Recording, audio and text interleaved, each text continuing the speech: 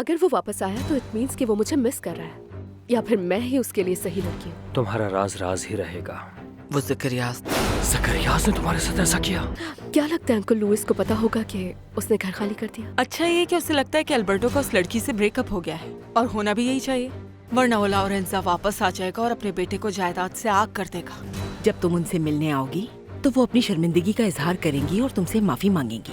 मैं 2 दिन के लिए मेक्सिको सिटी में ही हूँ। मिस मरीना के अगर टेस्ट अभी हो जाएंगे तो उनके लिए बहुत अच्छा हो जाएगा।